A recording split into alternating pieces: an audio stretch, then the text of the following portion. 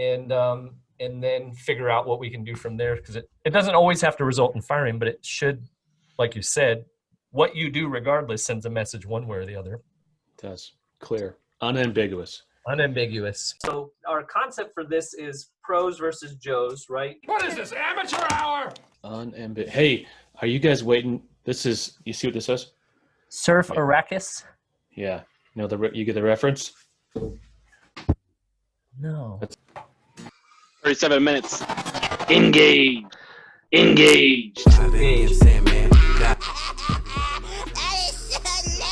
It's a worm. Okay. That's a guy riding a worm. Dune. Oh. The new Dune, it's going to be epic. Really good. Yeah. It's going to be phenomenal. I mean, I can't wait. That's one of those, like, whenever it's coming out, I'm skipping work. I'm doing whatever. I'm the first guy in line. I'm going to see that movie. On Location podcast. Pro vs. Joe. Oh, that's it. I've had it with this dump. We can't do this. It's over. Well, they've recently remade Mad Max, right? They did pretty good. What?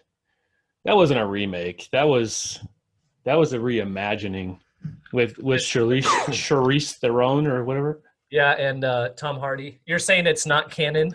It's not in sync with canon? That's a cool story too. We got no food. We got no jobs. Our pets' heads are falling off. What are we calling this? Pros versus, or not pro versus I don't know who you are. Joe, pro and Joe, pros versus Joe. I don't know what you want. Well, and then what was the one? The Harrison Ford Blade Runner, right? That was actually good. I bought that one. Yeah, right. It had Gosling in it, right? Yeah, and Harrison Ford came back and reprised his role. Yep. That was a mind bender. That was cool though. Pros versus Joe.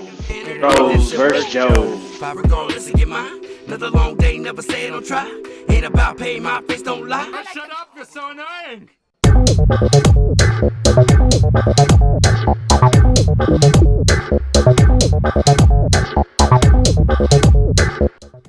All right, we are back for another segment of the DYOJO podcast. Today is a Pro versus Joe. Pro versus Joe, which is the podcast within the podcast. My co-host, Bryan Close of All American Restoration Services out of Tacoma, Washington, joins me as we follow up a conversation that started, I believe, in the Restoration Rebels group. We had posted a question. Bryan had an incident where they put a lot of work. Tell me if this hits close to home with some of y'all.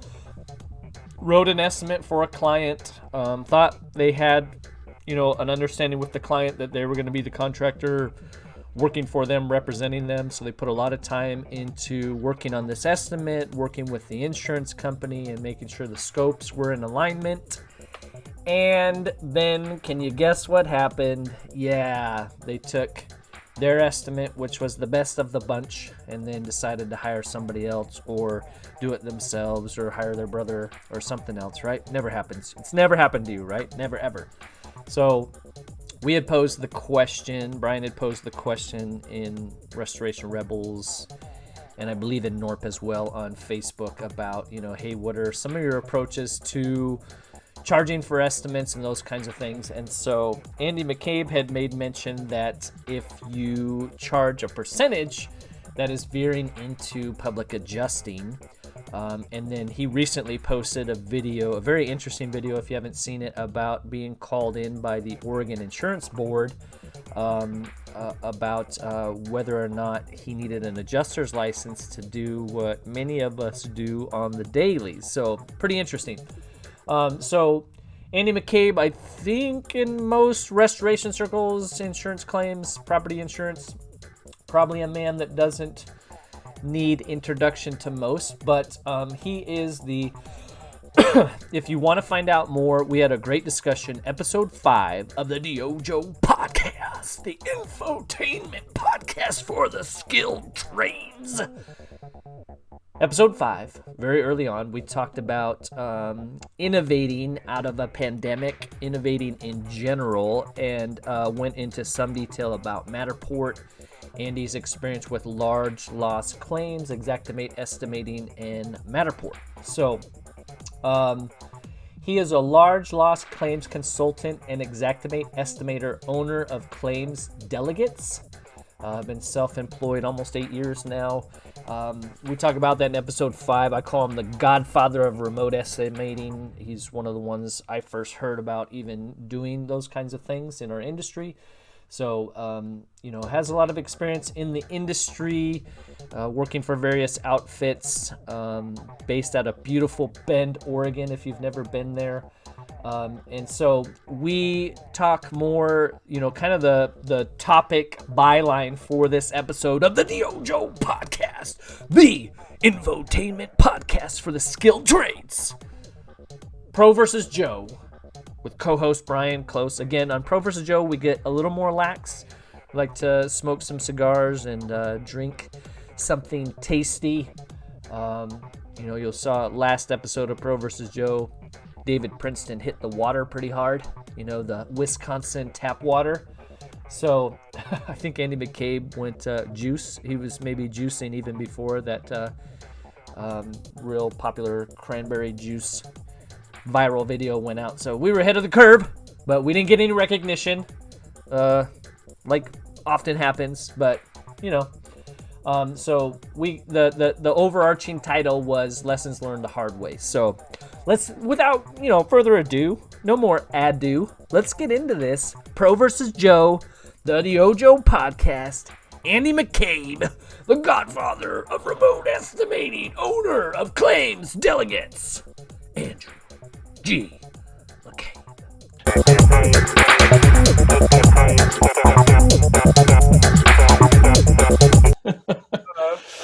Well, and then what was the one? The Harrison Ford Blade Runner, right? That was actually good. I bought that one. Yeah, right. It had Gosling in it, right? Yeah, and Harrison Ford came back and reprised his role. Yep. That was a mind bender. That was cool, though. That was like sequential, right? It was like because he was hunting Harrison Ford or whatnot. Mm-hmm. Yeah. No, that Dune one. I don't know that I've seen the original one all the way through, but that the new one looked pretty slick. Well, I hope it doesn't let you down like Bad Boys 3 let me down. So. Wait a minute, you had an expectation for that movie? Dude, it's Mike Lowry. I mean, come on. Mike Lowry. Mike Lowry. I'm Mike Lowry.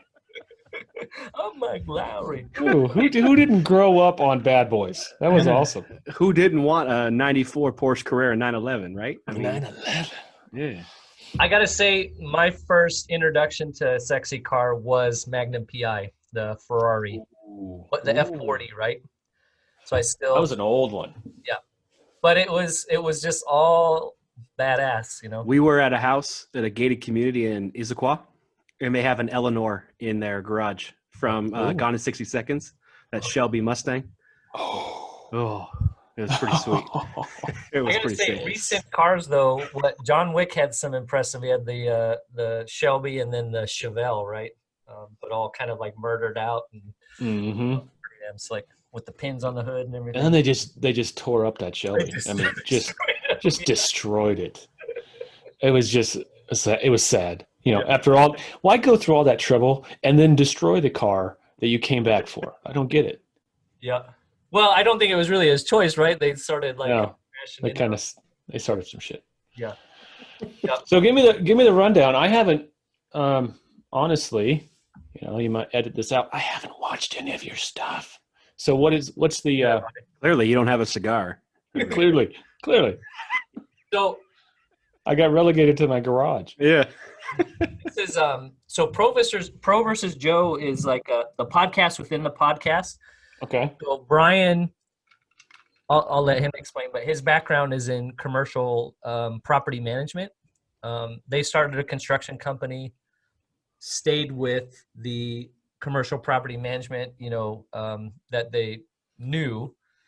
And, it's so funny. We had one episode where we talked about, a lot of contractors want to get work from property managers property managers think the contractors are making. Everybody thinks, then adjusters. That's the one I wanted to watch. And I never got a chance to. What was the? Give me the. Distill that one down. What was the takeaway? Property management sucks. Is property management the honeypot that we all on the other side think it is? No. Yeah. I think it's so. the way to go What's real nice quick. when my phone rings, it means I'm going to make some money. As a property manager, when your phone rings, you don't make any more money, but you're always the bad guy, and you always have to respond. You're always dealing with the shit. Always going through it. So Bryan and his partner Brandon have transitioned into insurance work. They're staying non-program. Praise God. Life. But they're at the phase where they still think insurance work is cool. So is that accurate? It's cool compared to the other stuff we've done, man. The amount of profit that's in it compared to like commercial construction is not even funny. Yeah. It's not even comparable. Yeah. I'll take 70% of something instead of 100% of nothing. Yeah. Yep. It's economy proof. I mean, I just look at, we were doing it about half and half back in March, and then COVID hit. We were supposed to build 3 more 9-round kickboxing studios. Those fell through. All the maintenance stuff we were doing, all that stuff fell through. Gone. And it was just like, okay, here's some work. Let's see how we do it. Just evaporated though. It's not, when's it going to come back? Who knows? Whereas the insurance work, people are almost flooding their houses and catching them on fire more because they're at home all the time. You ever heard the concept of hurricane fire? A hurricane fire? It's a concept. It's an idea. During a hurricane. As the hurricane's coming in. Yes. Well, we had a friend, just to make sure. we had a friend joking, we'll leave the gas on, Yeah. Well, No joke. I joked with my wife when we were about to leave our house because we thought we were going to get evacuated with those fires. I'm like, let's leave the gas going because you know what? I'm coming home. If my house is catching on fire, I'm coming home to a burned down house, not a half burned house. Yeah, you want leave no doubt. Yeah, leave just no gone. doubt. Foundation People used to only. ask me what if I come home and the water's coming out the front door? Get back in your car and go back to where you came from. Yes. For a few hours. Let it keep happening. Because the worst thing in the world is a maybe claim. The worst thing in the world is it damaged this but didn't really take out everything, and then you just start. That bad? Yeah. That's when you go upstairs and turn the water on upstairs. Oh, it really came from that up bad? there. It came from up there. Yeah, leave no doubt. I don't know I don't know how familiar. So Tacoma's just south of Seattle, and Bryan lives a little further east up this hill, and the hillside caught fire in Bonnie Lake, and caught quite a few houses and some businesses on fire. Some of it, About half a mile from my house was where the evacuation was. we had the perfect storm of the power getting knocked out. So there's been some electrical fires, there's been some intentional fires, and then there's been some, natural causes. So it's been kind of a trifecta. That intentional stuff gets me. I don't understand that. And we saw that. I was hearing stories about that in Estacada. I was hearing a story about it in Gates. Both those communities just got wiped out. Yeah. And almost everyone I talked to in both those communities said, oh, so-and-so, we stopped these guys. You were shady guys doing over there, and they were starting fire. I was like, who does that? Well, that's out in the boonies too. Who goes to the boonies to start a fire in the middle of a fire? I mean, it doesn't make any sense to me. Bored people. They had along 167, fairly major thoroughfare, people starting fires, and then Bonnie Lake behind Target, they arrested somebody, right? It was starting a fire. Yeah. What the hell? And the homeless kept doing it in the woods. Like there was 4 fires within a span of a half hour that were all started by the homeless. Like, any change, mister? Absolutely. Could you spare some? Yes, I could. Will ya? Oh, come that on. one guy on 167 started it, got arrested, got let out. he was filming it. Started it again, Yeah. No. Yeah. And then you look on his Facebook and he has all this Antifa, all this crazy extremist stuff all over. Wow. $1,000 bail too, I think is what I heard. And somebody posted it. Oh, jeez. But like you said, these are Estacada. I've been through there. My wife's dad's a retired pastor, and he preached at a church out there. You posted that picture of that church completely gone. I was like, it wasn't that, but No, that was up in a bit. It was like a one-room church, but it was gone. Like the crazy thing about that fire, I mean, you could see where it kind of sucked in and took out a building, and then saved this one, and then just suck in and take out this building, because you have a house right in the middle of two just vacant lots, just been raised. So it's weird. Picks and shoot. I got a client in Estacada. The fire came right up to his front door. And then gone? Yeah. Didn't do anything? Huh. Well, it smoked his house out pretty bad, but yeah. Wow. Crazy. That's crazy. Well, I want to ask you guys a little bit of a controversial question. Yes. I Who posted are you voting for? I posted Any competent human. Someone not 75? Somebody not over 70. Yes. Yeah. There was a couple good one-liners from that debate, though. So I posted this actually in Restoration Rebels. Dan Price, who is a CEO, I always forget the company. They take small business payments for like restaurants and things like that. But I don't know if you heard about him. He, a couple years ago, took his own salary down to $70K, company he started, so that he could provide $70K minimum wage for his employees. I heard about that. Yep. I heard about that. Yeah. So he It's posted. been a couple years now. They're still going. Yep. Well, I think almost as cool during COVID. Oh, Andy's leaving. Opening the garage to get some cool air in here. So he posted, Allstate is laying off 3,800 people. Allstate's profit is up 50% because fewer people are driving. It just spent $4 billion to buy up a rival. It issued 171. That's not Jen. Yeah. Yep. It issued a 171 million dividend to shareholders in July. Excuse me. Sorry. And its CEO makes 16.3 million. And then he says it's never enough.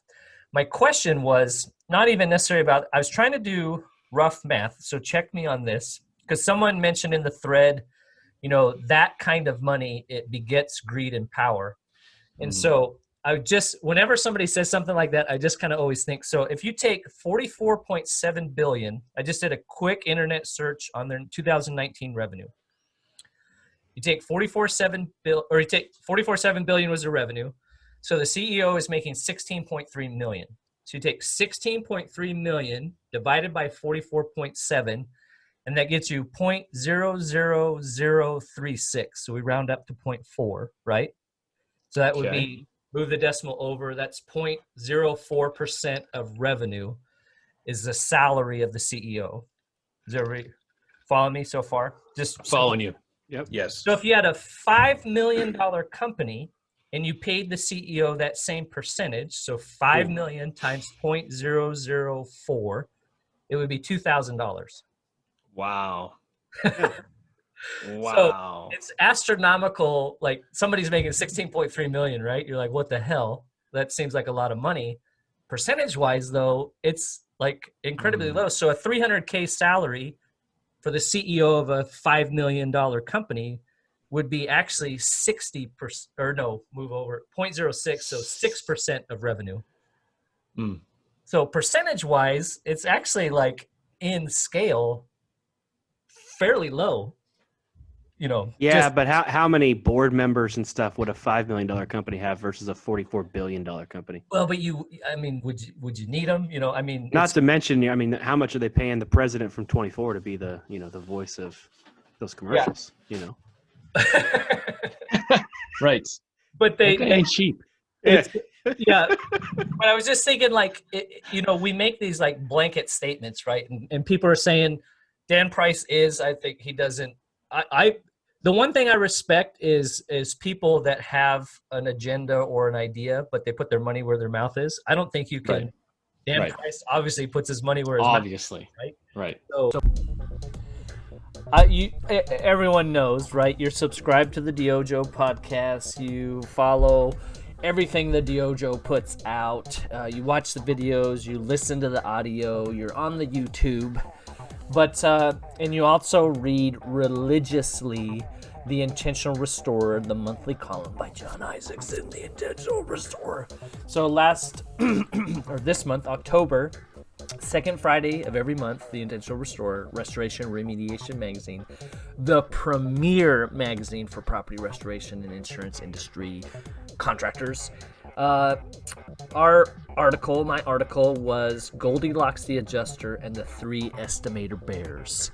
So here, for those of you too busy, on the road, can't read, didn't catch it, need the info, here is a snip of that article written by me, read by me, recorded and edited by me.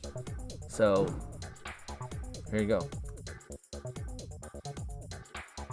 4 simple claims relationship optimizers. First, for us to have a professional relationship, it must be mutually beneficial. If negotiations are being made, they should be made in a manner that is fair to all parties. I see many new contractors caught in situations where they have given too much, thinking the future volume will offset the temporary losses, but find they have little left to give when additional concessions are requested. They think they are playing the game, but often they are being played. Be careful. Think of concessions in the second simple claims relationship optimizer. Think of concessions in the mindset of a courtroom where precedence is being established.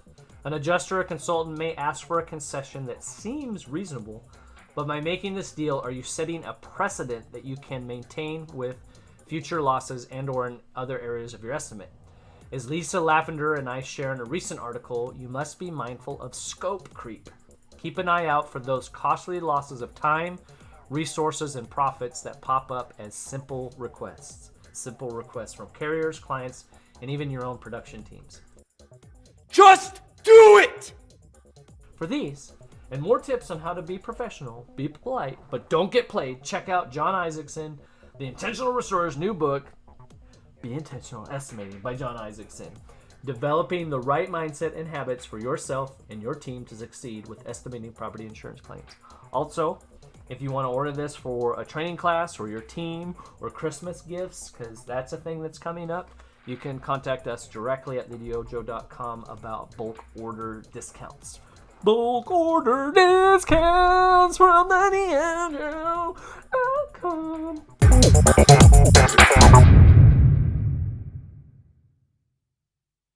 I respect is people that have an agenda or an idea, but they put their money where their mouth is. I don't think you can. Right. Dan Right. Price obviously puts his money where his Obviously. mouth is, Right. So I mean to shit on him would be stupid because I certainly didn't do that, when I was in charge. So in that scale, but I just thought it was interesting. So at what point is it the amount of money that makes somebody greedy, or is it the? I think there should be there is a sliding scale, right? And there should be a ceiling, because after a certain point, what are you going to do with another million? Yeah.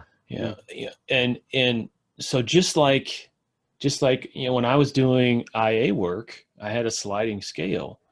Well, that scale went down to less than like 0.5% at the top. Yeah. Because it didn't make any sense to get 2.75% of $15 million. It was way too much. So where's that line? Where's that decency? I don't know. But I mean, you can only have so many cars. At which point I ran out of garage, right? I had so many cars I couldn't park them all in the garage. It's stupid. The question then becomes, is it the government's, and that we're getting way more. Well, yeah. Is it the government's job to say when enough is enough? I don't think so, but God, but then, when is it? Hats off to say companies like Costco, right? I think he caps his at like 300,000. I'm sure he gets some level of bonuses or whatever, but I mean, most of those people don't take a salary per se. Their money is made elsewhere. It's not Stocks cash. and all that, yeah, options and all the jazz. Yeah. What do you think, Bryan? Is there enough? Is there a point where it's too much? I mean, hey, I haven't hit that point yet. But that's what we always say. We're like, yeah, that's a good problem for you to have. Let's try it out. I also think that if it's a $44 billion company, say you cut his salary in half and he's making $8 million, what's that going to do to the premiums? Go down by 0.000 something percent? Yeah, well, because you're talking really about like $500 billion company. Yeah. Yeah, like it's also kind of the if you were to replace that CEO with another CEO, what's the going rate? Yeah. You know what I mean? Like, does Russell Wilson make too much money on the Seahawks? Well, if you want to get a Russell Wilson-esque quarterback, you're going to pay more money because you got to get a Patrick Mahomes now or a Deshaun Watson, right? So it's all – I think people get weirded out by those the commas. dollar figure, right? Yeah, but if you're a Fortune 500 CEO, like $16 million really isn't that much money. I had a similar. I think it was last year towards the end of the year.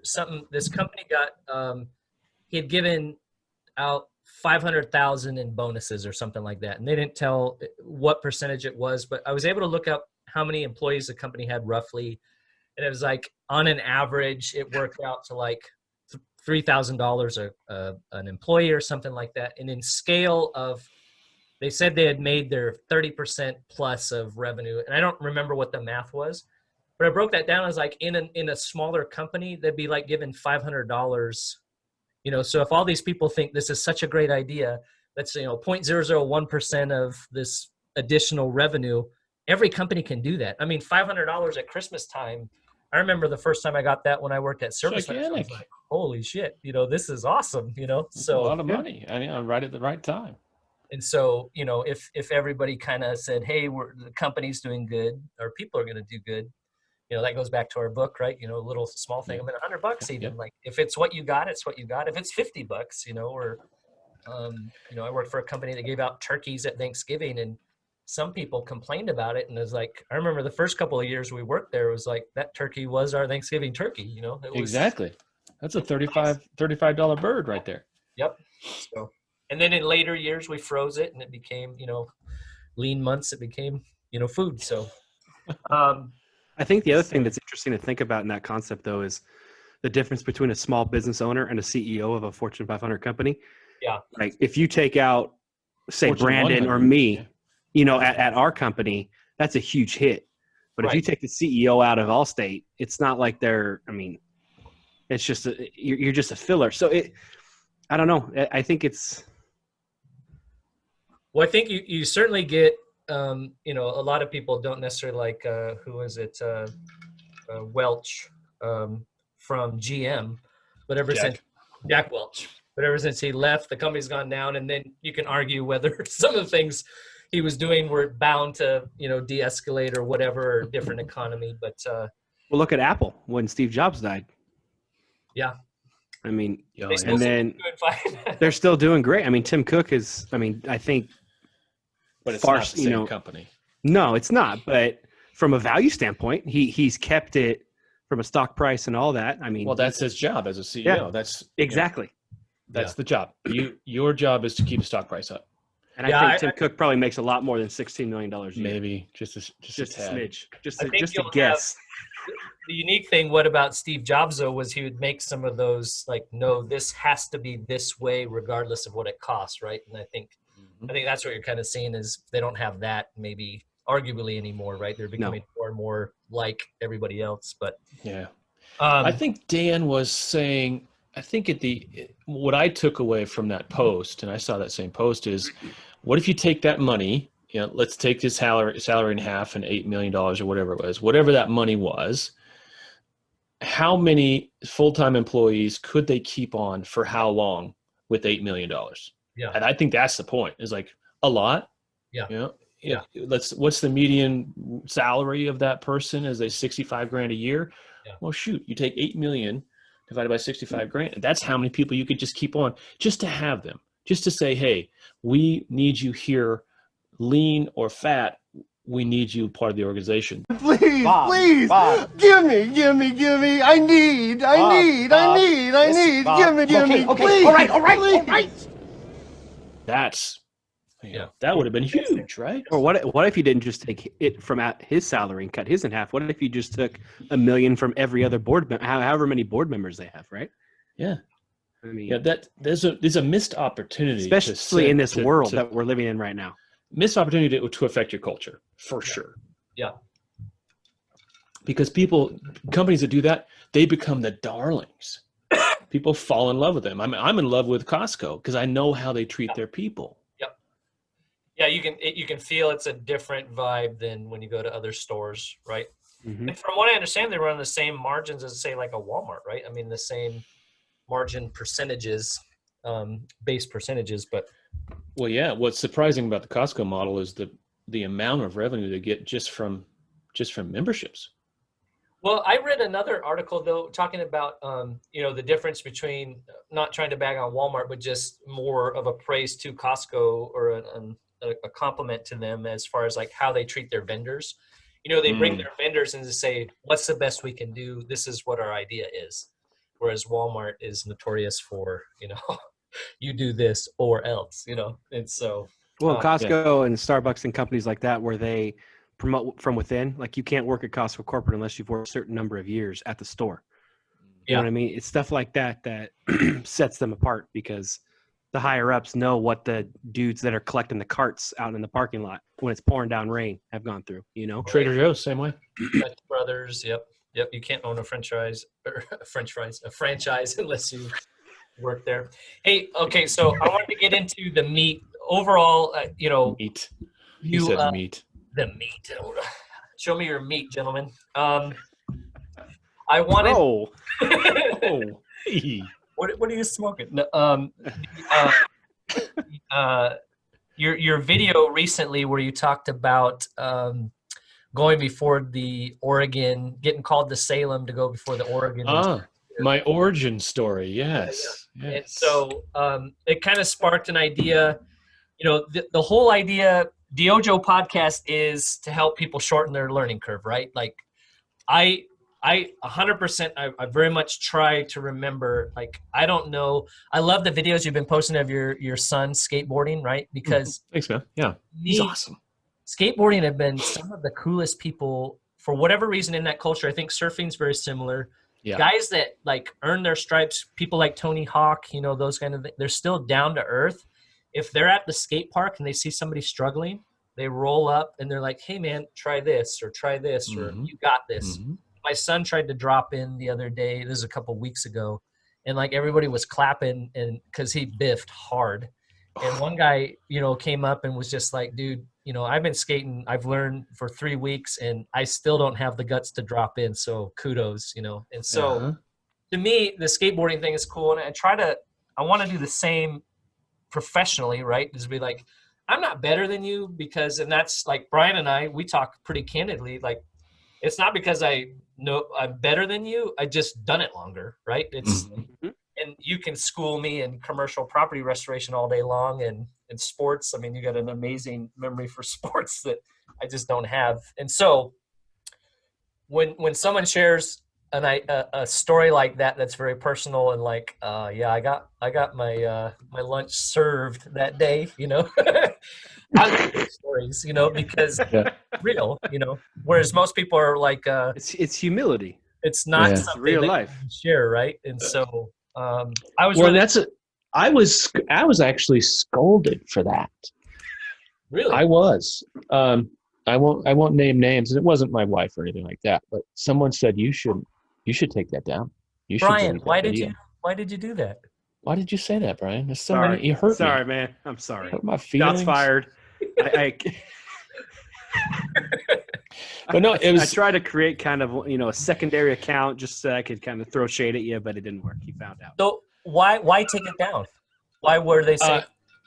Well, this guy was saying, well, that's going to be used against you. It's a guy. Ah, damn. See what I did there? Narrow down. We're on something, John. You narrowed down 50%. 50% of 48 per whatever. His fear was I think what he was doing was he was putting his fear on me at the end of the day, and he said, well, it's going to be used against you in a court somewhere someday, because that's out there. You're going to lose credibility in front of a jury. That was his thing, and I was like, okay. Losing credibility at least I get to be genuine from here until whenever that may or may not happen. As you know, I've been the guest on several premier top-level podcasts on the interwebs, audio, visual, all of the above. But the first podcast that asked me to come back after having me as a guest on their podcast, I think like just exploded their ratings. They're like, we gotta get this guy back.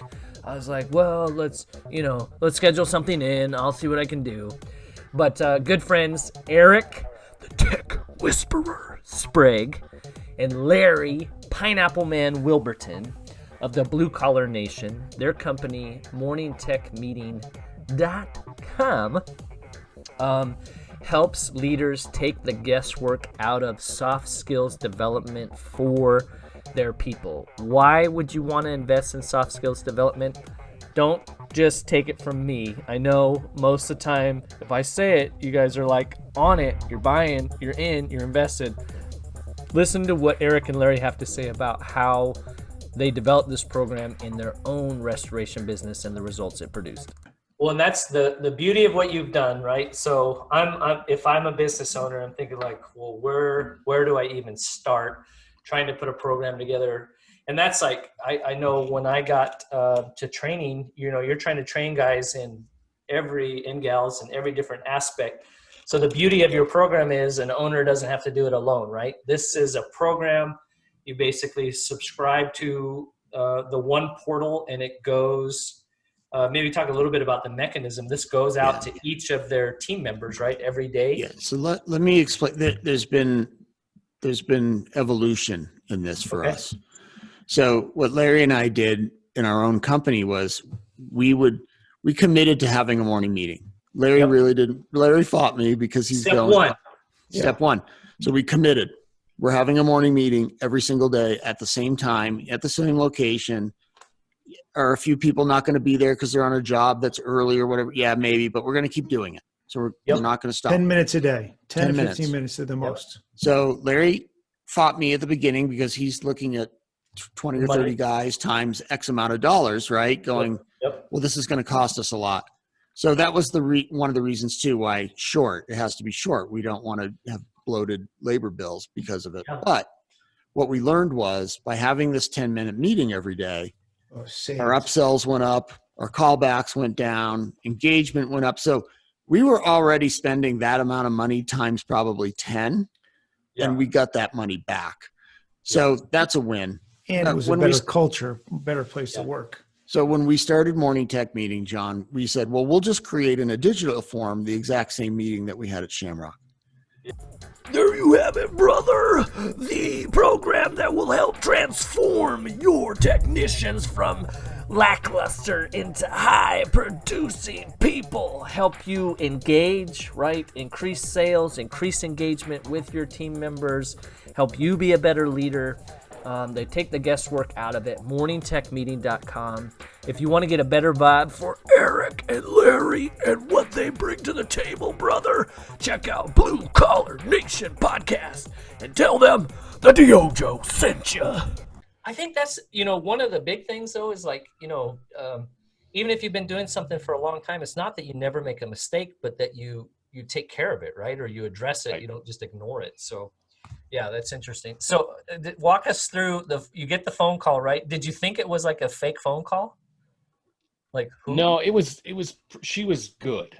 I mean, she was, you ever get those people on the phone, for those of you who haven't had, a police detective call you, they have a tone.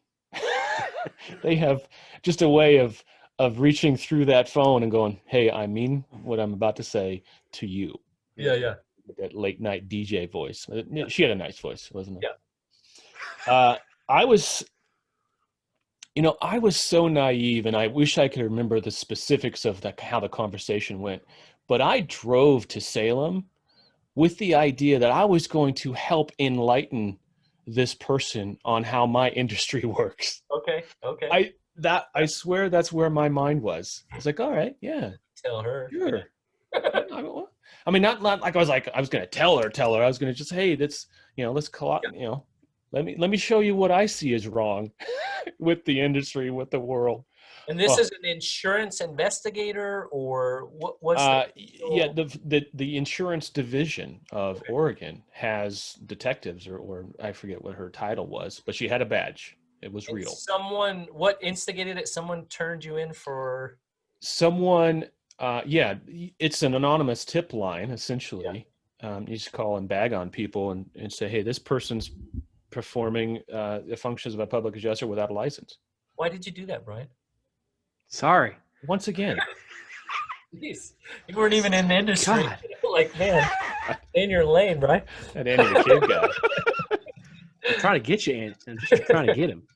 So someone was. I think it was someone who took exception to what I was doing, because at the end of at the beginning of everything back in 2012, my primary purpose was I want to bring this knowledge that I've gained into the market and put it in the hands of the people who need it, and that is the insureds ultimately. So to frame this, you were remote estimating. You'd written the book, The 24-Hour Tech. Was that out there? I don't know if I written that. I didn't write that until 2015. Okay. I started Claims Delegates at 2012. Is this about the time your videos started coming out then? Yep. Okay. In my other garage, my first garage. I got to get those. I have videos. You should look at my personal YouTube account. Those go way back. I didn't start Claims Delegate anyway. So what I was writing estimates for homeowners, and along the way, giving them so much knowledge on how to operate claims. Yeah. Someone said, well, you're being a PA. And in my mind, no, I'm not. I'm just talking about, this. Well, you know how the story went. I went down and said the same thing to this lady, and she said, no, you better go get licensed. So break that down. Fast. I guess that ties in like a separate conversation we were having, right? We posted in the group about, charging for estimates and whatnot, and you had brought that up. We wanted to ask you directly, are you opposed to the percentage or charging, those kinds of things? What did she specifically say carries over beyond gray into, no, you are now acting as an adjuster? Having any conversation with an adjuster or carrier representative outside of the presence of the insured. Okay. Because if you're having a conversation, you are negotiating something. Even though what I said was, hey, I was sticking to the scope. I was sticking to the price, right? Scope and price. I didn't talk policy or anything like that. No, it was the act of talking to, because ostensibly you're talking to the adjuster on behalf of the insured. And that's what a public adjuster does. So that's a licensed function. And like I told her, does that apply to contractors? That's what I told her 7 years ago is, well, if I'm breaking the law, everybody's breaking the law 1,000 times a day. And she said, I will never forget it. She said, Mr. McCabe, we're not here to talk about everyone else. We're here to talk about you. We caught you. Yeah. So, okay. Yeah. Well, man, I broke the law like 16 so many times last week. Right? Just last week. Exactly. Because you're negotiating these things. I drew a triangle with the carrier on top, the insured, and the contractor. And, along my conversation, I said at a certain point, the carrier and the contractor start having these conversations. And she took my pencil, actually, and circled the insured. She said, where's this person when this is happening? Well, the honest objection would be oftentimes the client doesn't want to necessarily be a part of those conversations. That's right? what I told her. Never. I said people file a claim and they turn their brains off. That's what I told her. Yeah. Get me out of here! Because that's what the reality is. It happens. And if you're out there, you're breaking the law. Technically. I'm going to do it again, though. Yeah, well, because you got to make money. Yeah. These sweatshirts are kind of expensive. So well, and yeah. So then was she insinuating that you have to have like three-way calls and things like that with the homeowner? No, she didn't provide a solution. No. Okay. But essentially she wasn't there for solutions. But that would be the workaround, right? Yes. Would be that the either a three-way conversation or have all conversations in person with the insured there. Now, if the insured wants to hire, but the adjusters don't come out now. What about with COVID and all that? I mean, I haven't met an adjuster on site. We're all acting as adjusters since April. Yes, the contractors are acting as adjusters. Well, That's why I you mean, should charge for your estimate. If you're going to act like an IA, you might as well get paid like an IA. That's what I'm trying to figure out, how to get paid for my estimates, so we keep getting railroaded at the end. Stop doing it for free. Stop doing it for free. That's why we brought you on here, because I want to figure out how I can not do it for free. well, so here's another notorious quip against you, right? Is you write estimates, you're not a contractor, right? Oh yeah, you've Easy never for you done to that. say Andrew Mhm. McCabe sitting in your gold throne, clearly. Right? You got your F. Are you an F-150 or are you 150. 750? I got a 150, but it's got some suspension upgrades. So Nice. It's nice. Yeah. Is it a 5'7" bed, or is it at least a 6'5"? 6'5". Okay, good. So that's fine. It's as the long as it first doesn't year- have the short bed. If it doesn't have the Ah. short bed, you're all right. Yeah, it was the first year of the 3.5 Eco. So it's got the twin turbos that spin up after a minute and a half and you actually get some power. So this is the part of the podcast, obviously, where we should have started and said this is all subjective. We're not acting as the I know everyone listening to this and watching this looks up to us immensely, especially Bryan. Yes, Bryan. Looks up to Bryan, not up to us. Looks up Because to he's tall. He's just tall. Yeah. I'm tall. But so this is experience-based and best to our knowledge. So when contractors call you or you advise them, either get your friggin' PA license or make sure the client is included, which is a little bit of a I know when I got in the industry, that was the big selling point, right? You want to tell your client, hey, the only thing you're ever going to have to pay is your deductible. But take care of your soup to nuts. Nothing else, right? And we've almost created that problem for ourselves because it's not true. We need to fight, when it comes to my wife's a realtor, right? And she was telling her clients, this is a difficult market. And I don't remember what clicked. And I was like, man, I think, and she's having some a buyer standpoint or a sales standpoint? Buyers, right? And I was I think that is a parallel to our industry. It's a wrong way to phrase it. If you say it's difficult, it's outside of your control. But if you say it's competitive, right? This is a competitive market, then they know, all right, we got to play the game. We got to fight, right? And so I think the same thing in restoration when we say you're never going to have to do anything. That's BS. We may need you to fight for certain line items. What flooring is, notorious, right? No, that door closing is not a line of sight break, I had that conversation yesterday. I tell homeowner, we came to agreement with an adjuster, and he's like, I don't like the cabinet cost. I'm like, I don't like it. I don't like it. I'm like, what do you like about it? That's what you got. So if you want to call and complain and see if you can get some more money, that's on you. But I can't, as your contractor, call and say, you know what, adjuster, I need some more money for these cabinets because Wait a minute, he wants nicer ones. The number didn't come from you? Well, Exactimate. And then we come in. But it wasn't the adjuster's Exactimate, it was your Exactimate. And then we negotiated down to a certain level, and we're like, we can provide the same like-for-like cabinets at this price. But the homeowner then, it's every homeowner wants Taj Mahal, right? To me, that's I just wrote a shared article with Lisa Lavender in R&R. I think that's a scope creep item too. Hey, I wrote this bid. The insurance company is objecting to it. You homeowner, they're saying they don't like the price. You go out and get 3 prices for what you feel is appropriate, or for $150 an hour, we'd be glad to assist you with that. Right? Because now we're stepping beyond writing an estimate to now we're designing or confirming price, and I think that's you're developing a claims settlement document is what you're doing. Yeah.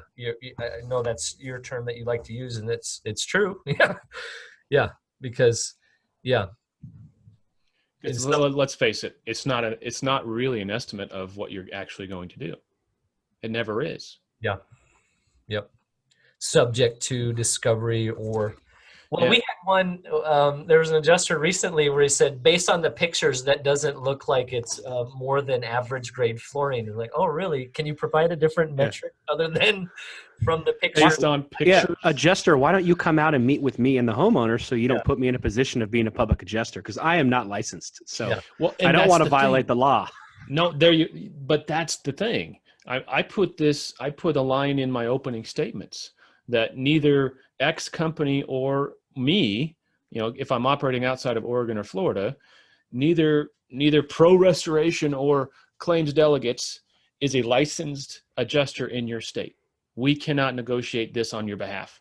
And I put it right in the opening statement. It just sets the tone.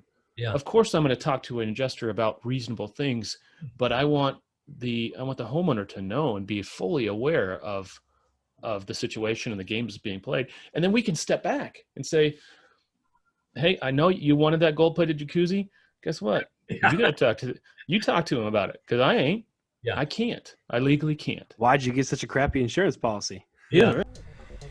You've come to know, love, and respect me as the intentional restorer, but the video I'm about to share will destroy any thought that I am the factually accurate, always on top of his game restorer.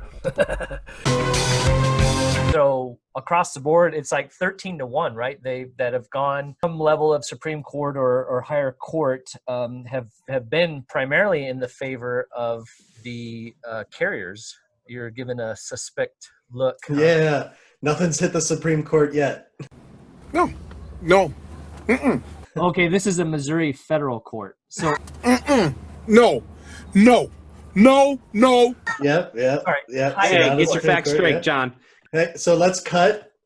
So, and right now, at least for me playing at home, my score is 4-1. As far as cases have gone to the higher courts within their states, right? No. Oh, well, pardon me, Mr. Perfect.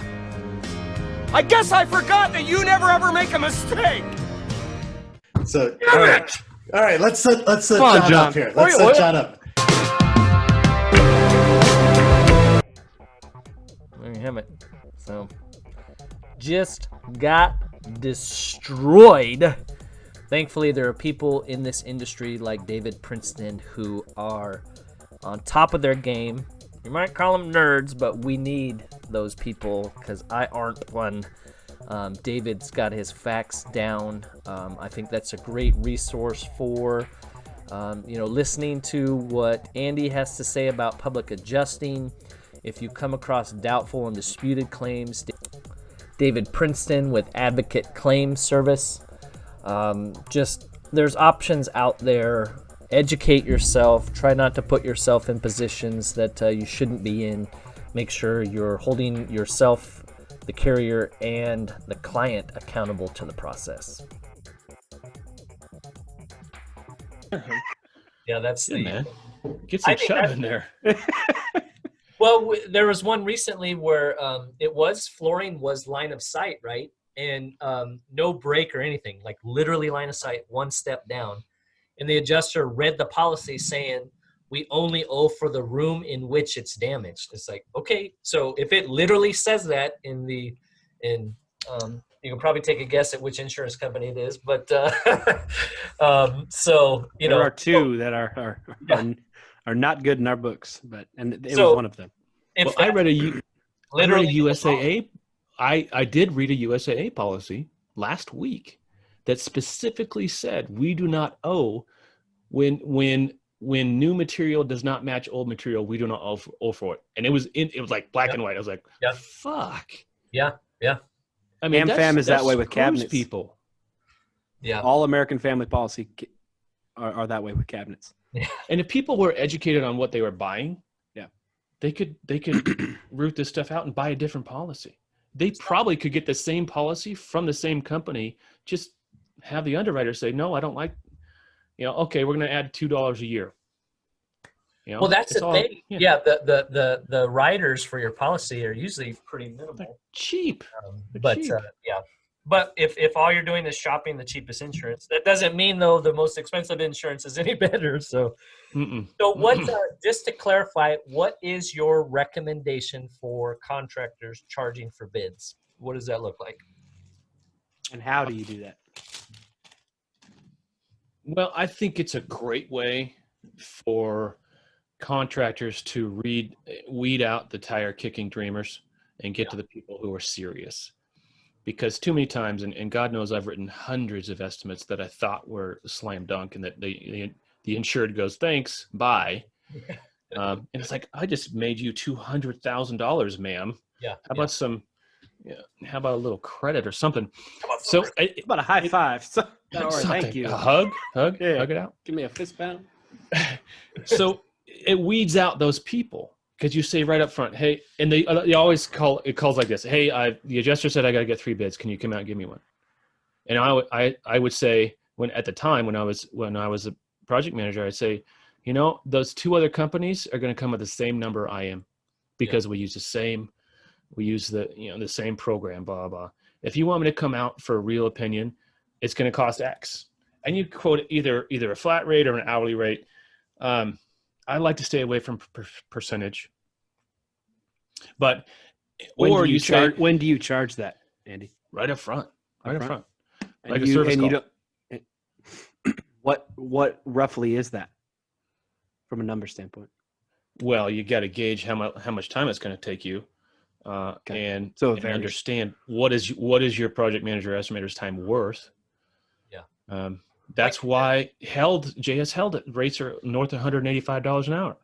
Yeah. Because the value is there.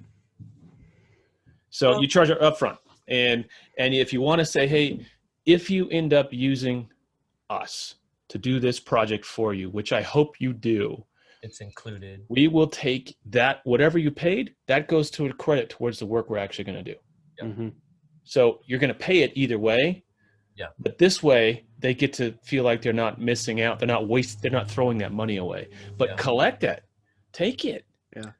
And adjusters have different conversations. I know a lot of contractors say, well, I'm not going to get any work if I do that. And I know we've implemented that over the years, especially in peak season. So, I think there's probably a variable, right? Like if you're slow, then don't charge for estimates. Go out there and get them. Yeah, you're slow. You're going to go hammer it down, man. Yeah, you're get some sales in the door. But you also, and I think that knock. Yeah. Hello. A guest opportunity. Yeah. I was talking about, in essence, you want to screen your clients better regardless, right? Have a better period. Rather than just going out. So whether that's charging or taking some risk, I would say problem. That's a problem with programs. Yeah. You don't get to choose. Yeah, you don't get to choose who you're working for today, and it sucks sometimes. Well, and talk about being put in a position to adjust the claim. That's separate story. Okay, so why do you think public adjusters? Why is that a dirty word in the industry?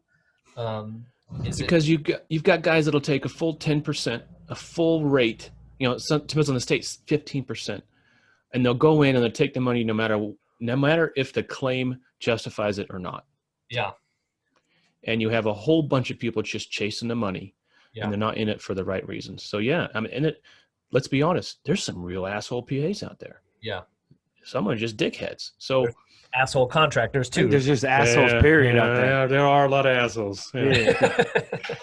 It's 2020. That's why my brother was an asshole. Paper. Yeah. So. My cousin was an asshole. So tell me, as we were talking about the video, I came across your article in 2017 in Restoration and Remediation magazine where I wrote one. I'd like to say, yeah.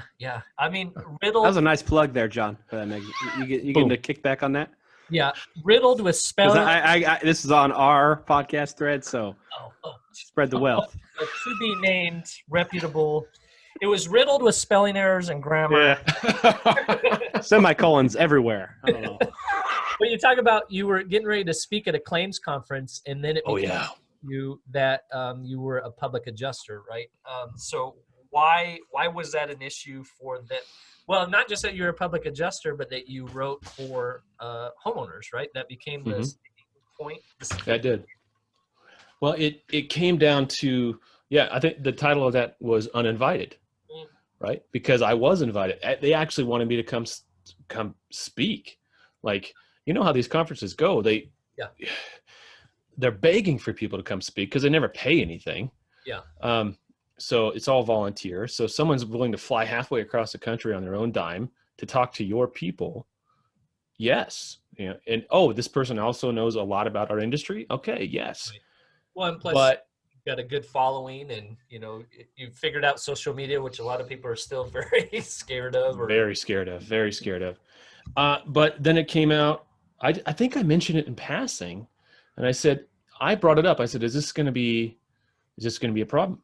I'm a public adjuster. I do this sort of thing." And the gal was really nice. She said, "Oh, yeah, probably not, but let me ask." Yeah. She asked. She got her answer. No, pal. Yeah. License revoked. See ya. Yeah. Yeah. Why? So soup for you. You can come to the audience, but you can't speak. You can. I think they actually did try to sell me tickets. They said it's only $500. You might as well come. There's a lot of value. We're just not gonna have scumbags like you come and talk to us, Yeah. But it doesn't need to be. It's artificial. This whole divide that doesn't. We're so exclusive. We think our little clubs and our little secret handshakes and shit are meaningful, but they don't really mean anything. Let's get to the bottom of it and rising tide floats all boats. Let's go down that road. I am altering the deal. Pray I don't alter it any further. Yeah. Well, and that's you mentioned in the article that you tried your hand at adjusting some claims rather poorly. Is there any examples you want to share? I mean, no wins. No, I was 0 for. I was 0 for life. Yeah. I quickly realized that my talent is an Xactimate, not in actually settling claims. Yeah. Because at the time I was just too new. It was damn near 10 years ago. It was a decade ago almost. It just wasn't. I wasn't ready. So I think I took on 5 separate clients. 2 of them ended up going legal. Oh, geez. And 3 of them, the insurance company told me to pound sand, and I didn't know how to fight back. So I didn't make any cheddar on those early deals. Yeah. Well, and that's too. A lot of public adjusters, stake their claim on taking it to court, right, and making kind of more of a name for themselves as. No, because the adjuster doesn't get paid that way. Okay. The PA doesn't get paid if it goes legal. Oh, really? The two that I had, and it went to a firm. Both of them went to a firm that I had a relationship with, so I knew them. But they said, "Hey, we've got to sign this contract now," because they work on contingency. We can't have 2 people working on contingency on the same claim. So I had to relinquish. We just came to me and the insured had a conversation. We paid out whatever. Actually, neither one paid out anything because they were so strung out by the insurance companies by that point. They didn't have any cash. What type of losses were they? Water losses, 2 water losses. And I think they both stemmed from the same ice storm. One was in Portland and one was in Tillamook. Well, that's in your area in Bend, you get a lot of ice dams, right, which are very subjective. Not last year, but yes. Oh, man. Oh, they're brutal. Yeah. Don't get me started on ice dams. Trying to figure out where the friggin' water came from. Yeah. Now, you know where the water came from. I just don't want to recognize it. Yeah. Sky. Yeah. Up there. The ice. Okay, I wanted to. You also gave some really good questions. The power questions. Okay. These questions should be asked of every adjuster. So this is what you're telling a claimant on every job, every claim. So if you are out there and you're filing a claim, and obviously a lot are being filed, right? It'll also begin to take the burden of claim settlement off the contractor and back to where it belongs, the insurance adjuster. The answer to these questions should be written down and kept in the claim file. So the first question is the most obvious one, right? Is my claim covered? That's typically a yes or no. Get it out of the way. I need to know where we stand. Well, our last guest on Pro versus Joe was David Princeton. He does claims advocacy. So if it's what does that mean? Doubtful or disputed. So he's got the same license, the public adjuster's license, but he specializes in doubtful and disputed. So nice. Like a contractor is trying to help somebody, and then and the example we brought up is somebody that, in all honesty, the adjuster says, "Hey, do you have mold?" I'm like, "Yeah, I have mold." "Oh, sorry, your claim's denied."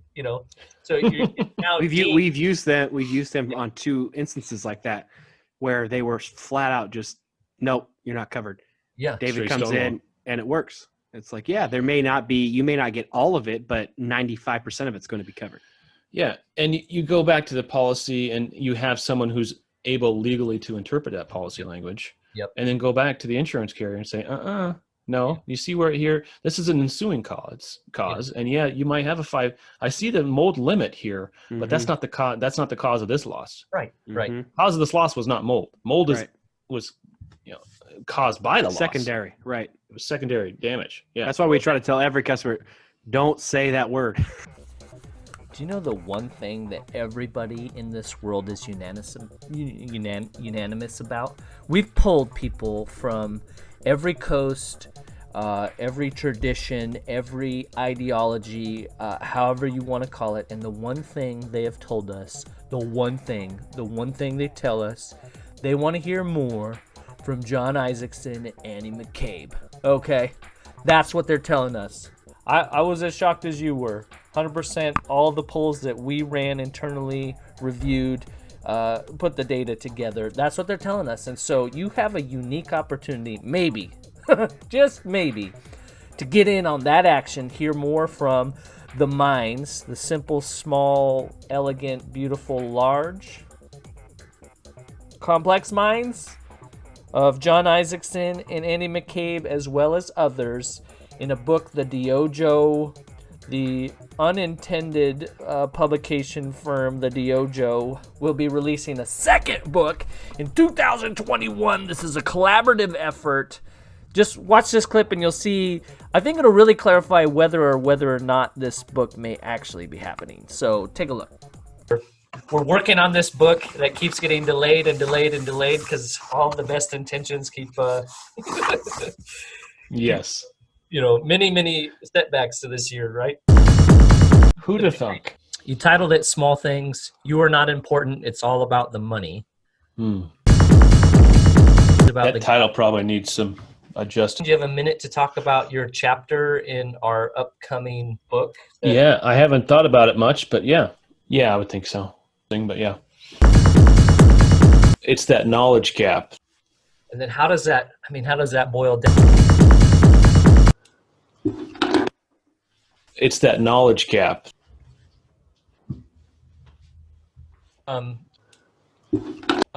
It's that knowledge gap.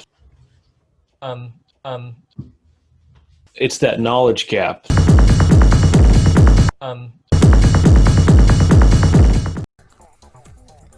So about as clear as mud there, right? Oh, there you go.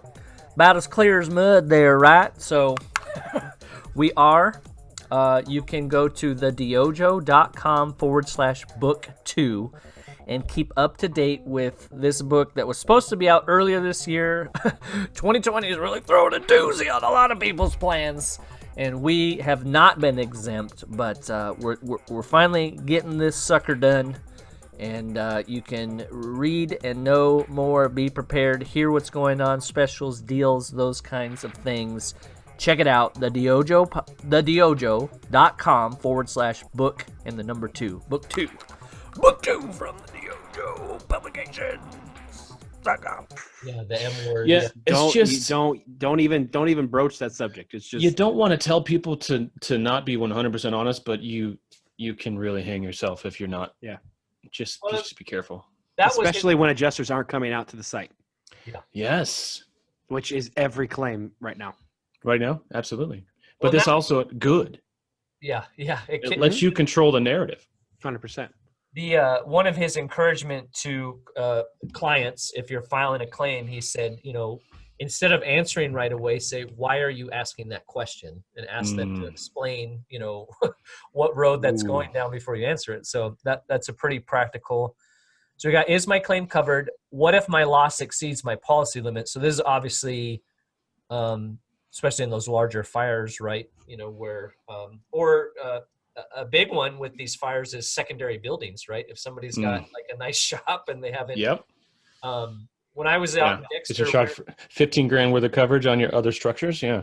Yeah. And you've got you've done some upgrades and those kinds of things, but you didn't get them covered, because you thought you were being tricky or whatever. Just cheap. You're being cheap. I got $10 a month in my pocket, man. There's a lot of Slim Jims. Yeah. Well, and here a lot comes of cheddar. the mold one. Are there any exclusions in my policy which apply to this claim? Yeah, those two are just getting that conversation right out front. Let's. I don't want to be surprised in a week when you call me up, and say, "Oh, by the way, this, and this." Yeah. And it forces the adjuster, if they haven't done their homework before they show up, or get you on the phone, it's really going to turn the conversation like, "Oh shit, I better go read that policy to make sure." What do they say? Lawyers just ask intelligent questions, not because they have them all memorized, but they know where to look for them, right? Mm-hmm. So this is a good document for that. Will your company pay all the necessary costs I incur to put my home back the way it was? Now that's a tricky one, right? Mm-hmm. Because there's powerful language in there. Yep. Yeah. Well, that was we had a loss where the insurance company is doing investigatory work, right? Sending out an engineer and those kinds of things, and that they send out their non-waiver of rights. Yeah. Well, and you're already if you're on correct me if I'm wrong, if you're on a job where like this is a clear like total loss or pretty darn close to, right? And now the insurance company is bringing out people to verify what's obvious. We're starting to incur cost against the policy, right? For things that may cause issues with getting it fixed or repaired or restored. No, because that doesn't come off your policy limits. It comes off of claims expense. Claims expense. So that would be a clarifying question, right? Like if the adjuster's saying, "Hey, we need to get an engineer and X and X and X out to verify the extent," that might be a good question for a client to ask. I think that's a great article or a great avenue to go down, because if the adjuster volunteers that and the adjuster makes that happen, then it definitely doesn't go against your limits. Yeah. But if he says we need to get that out and then you go and call the engineer, well, then it goes to your policy. Yeah. I don't trust our engineers anyway, so I always say go get your own. Can I choose the contractor to perform the needed repairs to my home? So there's a good one. This question gets to the heart of the steering, right? So steering, that was for sure. That was what David brought up. Steering is illegal. And price fixing. It's and the steering is something that why don't we have that conversation more often? Yeah. Because how often has the State Farm adjuster told my client that he may not be able to cover 100% of my bill? Right. What the hell kind of language is that? Yeah, they say it 100 times a day. Well, it's fear. The agents are saying that too, right? Because the agents are now scared. I have to refer you to the 1-800 number. You have to have the preferred Good Hand Network. I get that all the time from Allstate. Good. He said hand. Yeah. Are you in good hands? You gotta say it deeper. Are you in good hands? Yeah. I used to be the president. So say hopefully our audience gets that reference, I could listen to him read the phone book, though. Oh, me too. Yeah. Dennis Haysbert, right? Yeah. He's the best in Heat when he's the cook, and then he becomes the driver for 30 seconds and then gets shot at the bank robbery. Oh, I love that movie. I used to love that. Heat is awesome. That was him? Oh yeah. He gets out of jail, and he's the cook. That's a long time ago. Yeah, at the diner. And then I love Heat. I've watched that movie 15 times. Oh, I've watched it way more than that. It was on 2 VHSs. I think I said. Yeah, it's like 3.5 hours long. Yeah. Well, we rented it on Laserdisc. Remember those big ones? And it was 2 Laserdiscs front and back. Holy cow. Okay. What was the disc that came out for a little while that were tiny? You're a tech guy, Brian. Like, did you have the little like the Sony mini disc player or whatever That's right. Yeah. It was right before the CD. iPad or iPod. It launched with one of the PS like 3 or something like that, right? It was No, it wasn't the 3. PS2. Was it part of PS2? Yeah, the 2. is supposed to be the big thing. So question number 6, is there anything you can tell me that will help settle this claim? I love that question. It's like, can you do your job? Can you help me? Well, if you ever take the test as a PA, or as a, so Oregon doesn't have a PA's license. It just has a general adjuster's license. So I took the same test every IA has to take. Yeah. And by the way, if you're not an IA, you're working for a carrier, you get to use their license. So those people haven't even taken a test. Yeah. Yep. Those people don't even have an individual license. What would you say you do here? But in the language of that, part of what you agree to, of the state statutes you're saying you're going to abide by to be an adjuster, one of them is to find every possible way to cover a loss. It's actually in there.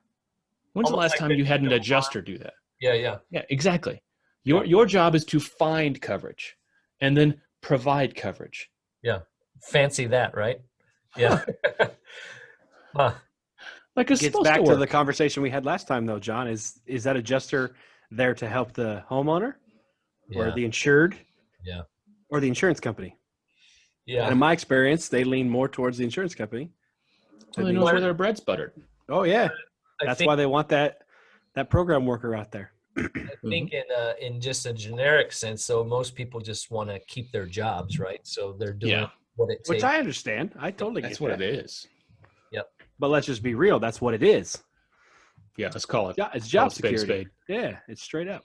So the next 2 are about the check. When can I expect the first check and how much will that be? And then what if the check is not enough to complete the repairs? Are you talking more in a general claim sense, or a lot of times in these CAT situations where they're cranking out an initial check, right? It goes to the depreciation more. The second one is depreciation. Is I want that check. I want to be able to complete the repairs without somebody extending credit. Because guess what happens now? Nice. That'd be right? Nice. We extend credit at you as the contractor extends its free credit. Yeah. No matter if $1,500 your job, it's free credit until you get paid, right? Yeah. Did you run a credit check? Yeah. So let's have the insured ask for that money. It's their policy. We've already quantified it for them. Why do you think so many contractors are adverse to requesting like a 30-30-10, or any kind of deposit? I think they're afraid of losing the sale. Yeah. But what they don't realize is until the money changes hands, there's no sale. Not a sale. Yeah, you're just working. Yeah. Have you had any issues with that, Brian? Like collecting deposits or? It's never the deposits. It's always the recoverable. The RCV. And it's that, especially with that, Good Hands company. They tend to go on vacation when you need the second payment. No, that's why you start your draws early. You start your draws and you set the schedule according to whatever budget you set, and it's boom, boom, boom, boom, boom. Yeah. And you always want to say, if you're going to be 50% done next week, you get your 50% draw this week. Yeah. And just go for it. Well, that's why it's a pain in the butt when it goes to the mortgage company, but it at least provides a little bit more, a layer of protection in the sense that the money's going through a process, right? Where you have to depends on the bank, but yeah. But man, with COVID though, we had one where the mortgage company office was in California, and it was a week after California shut down. So the check was sitting at that office for 6 weeks. Yeah.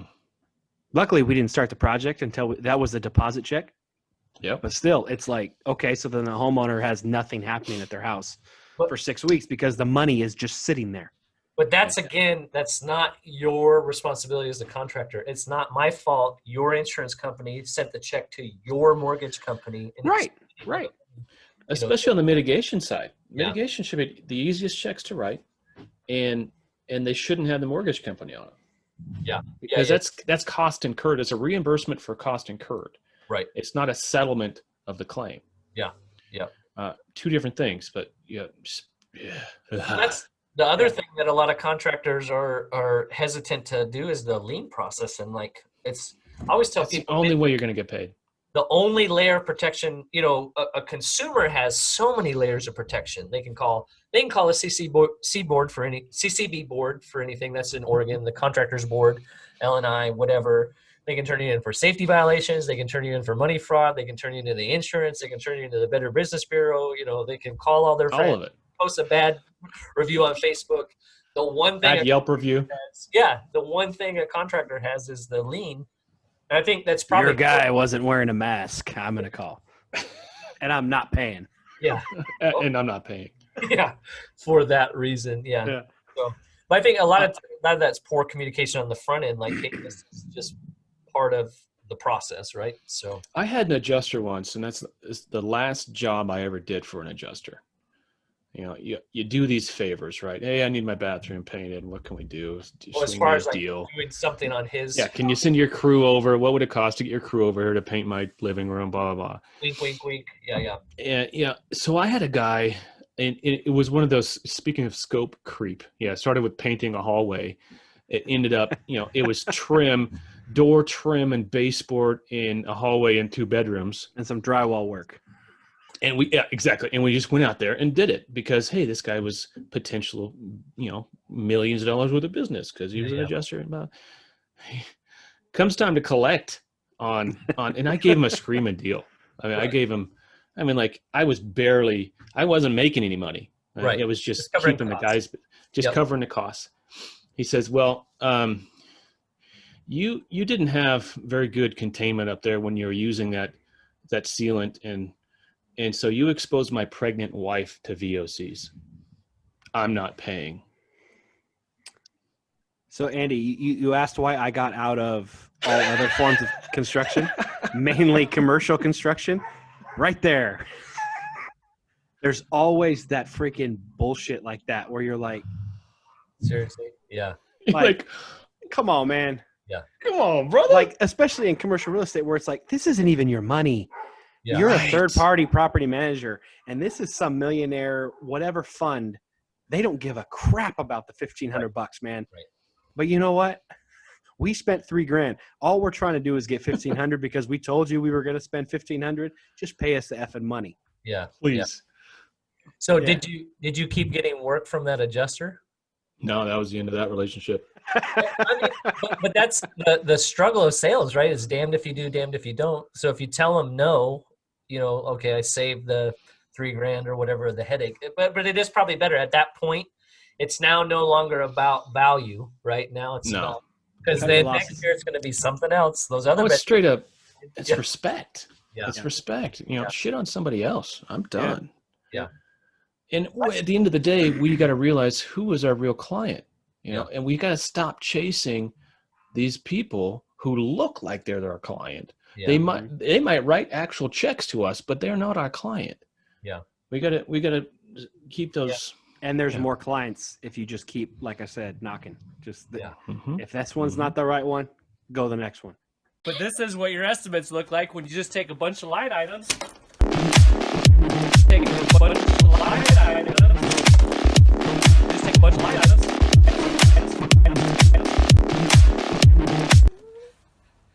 And you throw them against the wall and you hope they stick. And you hope some adjusters brave enough to come up and say, yeah, it'll work. Is an estimating structure, process, mindsets, habits important? A bad estimate, a jello estimate that won't stick to the wall, that's your profitability. That's your ability to hire more people. That's your ability to put some things away for retirement. That's your ability to take a vacation. That's your ability to not be stressed out every single day that you come into work. Just take a bunch of line items. Well, especially cut your losses. High volume markets like Seattle, right? I mean, like there's plenty of work, right? I mean, even right now, I'm sure there's plenty of work. It's popping everywhere. I don't know. I don't have my finger on the pulse here. I'm too far. You're not a contractor, Andrew McCabe. You don't know. No credibility in my eyes. Okay, so the final question on the this is the power. Wait, John. I have one question. What are you sucking down there, Andy? You drinking that stuff like water? What is that? Organics, 100% juice, orange and pineapple. You got a UTI? Yeah, you gotta go to the bathroom. You've had like 3 of them mason jars full since we've been talking. Are you just going straight juice? Just thirsty, man. I'm thirsty. Well, you might know. I'm working hard. You might not know, Brian. He's like 8'3". Okay, yeah. So yes, I'm 6'14". Are you 6'7"? 6'7". Really? Man. Too tall. Too tall for anything to be convenient. Yeah. I'm going on. I've got 12 hours of airplanes tomorrow to get to Pensacola. Yeah. And if I didn't get first class or Comfort Plus, forget about it. I ain't going. Your knees are up in your nose. Yeah. No, I've done that. I've actually had come away with bruises on my knees Nope. from flying coach because my foot is jammed between those 2 seats. And then some motherfucker goes, Yeah. oh. Yeah. Sorry, am I didn't ask him, can I cuss? Can Yes. Okay. No, yes. Let's pray, everybody. I didn't ask. You've ruined the Pro vs. Joe. You've ruined it. So I had a guy lean back once, and his bald head was sitting in my lap, and my knees are up. What kind of by plane his are you on? ears. See, I'm the Bombardier. opposite, like Bombardier. I just sit, even if it's uncomfortable. I'm sitting, right? So it's just Because that's a respectful thing to do. Yeah. Because you're a respectful person, and people like you. We're American. At least on airplanes. Maybe not in real life. Okay, so the final power question from claims delegates Andy McCabe, which should be the first question, actually. I think I'm going to reverse this list. That should be the first question, but go ahead. Jesus, I mean, we're on this podcast. And we're trying to be reputable, and here you go, throwing a wrench. Well, John, you read it the wrong way, man. Oh, No, I'm saying you see the next time I write the list, I'm going to put this question as number 1. It's burying the lead. Sir, Yes, I am. stop interrupting. Sir, Sir, you agreed to 2 minutes. Sir, You agreed to 2 minutes. Mute. Let me finish. Shut up, man. Your people agreed You're to a 2 clown. minutes. You're a clown. Oh, man. What are we I referencing? thought we weren't going there. What are we referencing here? No idea. The F-bombs will get passed. That's what's going to get us in trouble. So, are you authorized to settle my claim? Because the first person you see probably ain't. The second person you see might not be. Yeah. If you're talking to somebody who doesn't even have the authority to settle your claim or write you a check, conversation over. Well, let me talk to somebody else. This too. We've had competitors in markets present themselves as, I mean, they're clearly in their whatever company, get up, not an insurance company, and they'll say, "Oh yeah, X company sent us. We're here to do your work, right?" So, so that's a great question. Like, oh, really? Okay, that is it should be number 1. I agree. Well, let's let it be said here. Pro versus Joe took Andy McCabe to task. Question 9 should be. Ask the hard questions. Question number 1. Question number 1. That's it, Andy. You're a fraud. We proved it. So, yeah. So anybody that shows up at your friggin' door, right, if you've got a claim, you have the authority, because, as a client, don't talk to somebody until you're talking to somebody that can do something about it, right? So otherwise you're going to be talking to all of them. So what I say, and it's, right now I'm getting a lot of phone calls, right, because the entire state burned up. Yeah. And I did make no bones about I want to help as many Oregonians as I possibly can through this. So I'll have people, there's so-and-so from Wardlaw is showing up. So-and-so from Worley is showing up. And I always ask, okay, what's it say on their card, or who do they introduce, and it's my adjuster. And I said, no, it's not your adjuster. Yeah. So what do? I said, just let them do their thing. You don't have to say a word to them. Happy.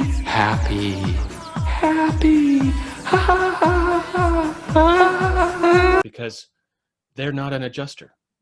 Yeah. I don't understand how I got called to task. No, not to go too far back. Okay, all the way back to the beginning. Let's do it. Why did I get called to the task by the state of Oregon? Right. But J.S. Held, Madsen Knepper's Okay, Magic Contemporaries probably does have some licensed adjusters. Wardlaw, Worley, some of those guys may or may not be adjuster, but who's that restoration company that always gives those competitive bids? Rytech, right? They have a whole division. No, it's not Oregon. They have a whole division. All they do is comp bids. So if you got somebody coming to your house and, is my adjuster? No, just let them do their thing, because whatever they do, I did the same thing last week too. I've got a PA client, the guy that the fire came up to his front door. Yeah. It was an independent adjuster came out. Yeah. And I met him because I am a PA and that's what I do. I met this IA, and then I just shook his hand and said, actually, we didn't even shake hands because we can't do that now. We did one of those. Strike that from the record. And he started to talk to me. He's like, okay, what do you think here? What do you think here? And I said, I don't know yet. Because I know I'm going to hammer him with my data later. And it's not even going to be him. Yeah. So why even waste my breath trying to negotiate with this guy when I know the real guy with power is somewhere else? Yeah, the IA is just trying to write a scope and get paid, right? I mean, let him get his money. Yeah. Yeah. That was always frustrating. I mean, even as a TPA contractor, and then you arrive and there's an independent there, or the independent was there before you. Like, why are these companies, like, this idea that you're saving money somehow? It's like, why are you throwing this wrench in the so let's I want to be mindful of time. Did you want to ask any questions, Bryan, about like Matterport and those kinds of things? Ooh. Yeah, I mean, we've been kicking around the idea of getting Matterport. So because you're a pro Matterport guy, right, Andy? I play one on TV. I don't know. Well, you got the drone. Is there a license? I don't know. I use it quite a bit. You got the drones, the Matterport. Do you think that it's a good tool for the everyday contractor? Well, it's about SOPs. There's Chicago Fire and Flood, or Chicago Fire and Water, and whatever. They have 42 Matterport cameras. Rob Lowe? Is that the show with Rob Lowe? Chicago Adjusters. I love Rob Lowe on NBC. I'm gonna tell you, I love Rob Lowe. I like Rob Lowe. He's great. So they do a Matterport scan of every loss, no matter the size. Yeah. Before, pre-mitigation, and post-mitigation. That's it. But they work it in their SOPs, and they have a full-time guy, with 42 cameras, they get their technicians. They get or gal. With 42 cameras, they have their technicians trained to do this, to collect this data. So instead of training your technician to run a moisture meter, or sketch a room, well, guess what? You don't have to sketch a room anymore as long as you run the camera, because the camera, it builds. Yeah. So I use it.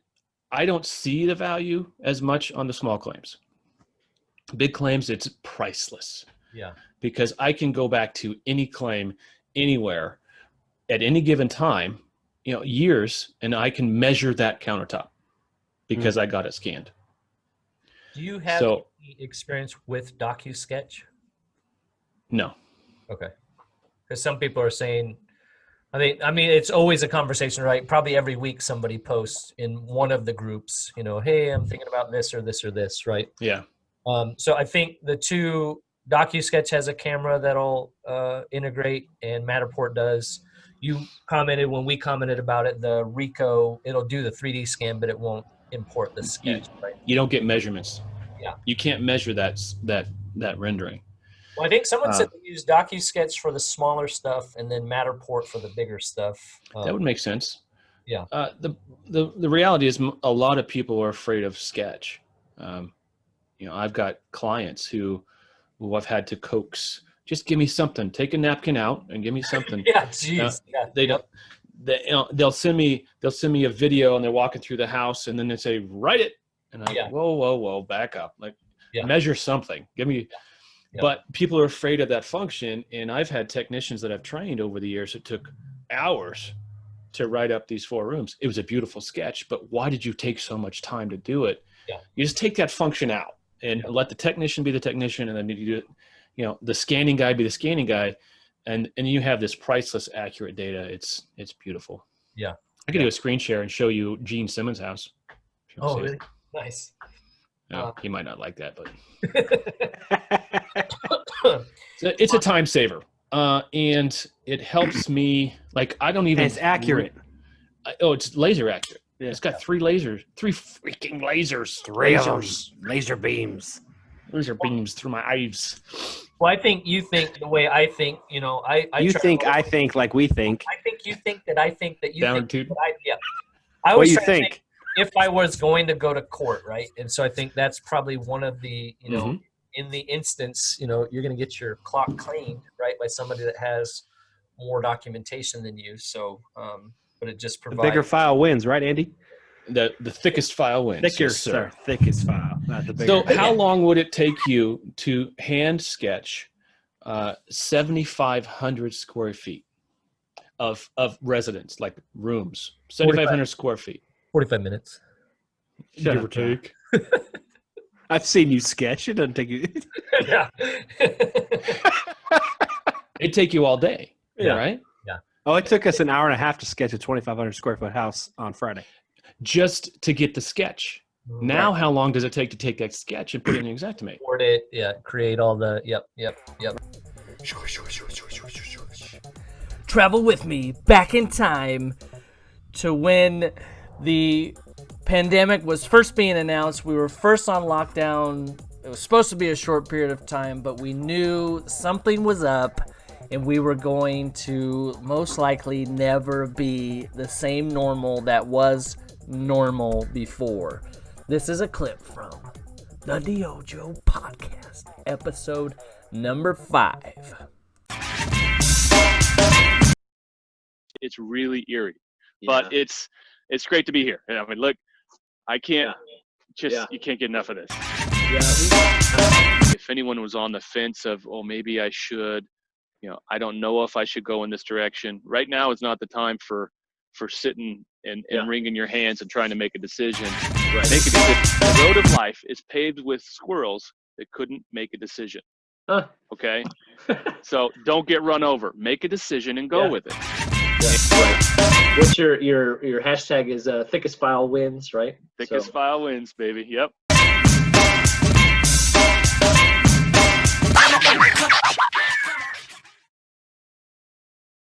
Right? See, John, I've been telling you. That's what I'm saying. What today is today? Friday? Saturday. So it wasn't Thursday. Wasn't yesterday. A week ago, yesterday, I was at a really big house in Estacada, 7,800 square feet. Nice. It took me 4 hours to scan it, which took some time. Yeah.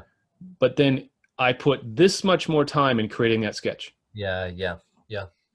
Now I paid $600 for it. Yeah. But money well spent in my mind. Yeah. How long would it have taken you to sketch it without Matterport? God, that would have taken me all day. If I would have been able to get it done, it would have taken me all day to sketch. And then something like that, probably 4 hours. But, you know, I've been doing this a long time. I move a whole lot faster than the average bear. Yeah, so you would have sketched in the same amount of time that it took you to do the Matterport? Exactly. No. It would have taken me all day just to sketch. Oh, okay. Gotcha. And then the same 4 hours I would have had to take that hand sketch and put in Xactimate. Mm-hmm. I just spent 4 hours flat and I was done. What's the turnaround time when you get the Matterport data sent for them to then send you the sketch back? Often it's a day.